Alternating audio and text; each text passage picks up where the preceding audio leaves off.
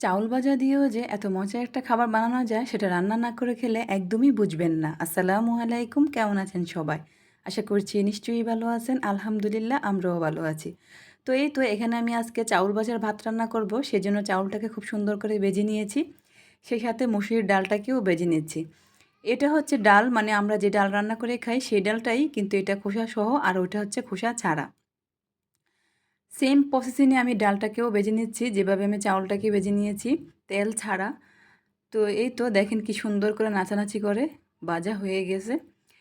চাল ডাল একসাথে মিক্স করে নিয়েছি। এখানে আমি সিমের বিচি দিব, সেজন্য সিমের বিচিটাকে রেডি করে আমি পানি দিয়ে বসিয়ে দিয়েছি। যেহেতু সিমের বিচিটা সিদ্ধ হতে একটু টাইম লাগে, সেজন্য আমি আগেই বসিয়ে দিয়েছি। আর এখানে চাল ডালটা ধুয়ে একটু পরেই দিব। তো এই তো চাল ডাল ধুয়ে আমি এখানে একসাথে দিয়ে দিলাম। সেই সাথে 2টা আলুও দিয়েছি, পরিমাণ মতো লবণ এবং পরিমাণ মতো পানি দিয়ে আমি এখন ঢাকনা দিয়ে ঢেকে দিব। যেহেতু আমি পানি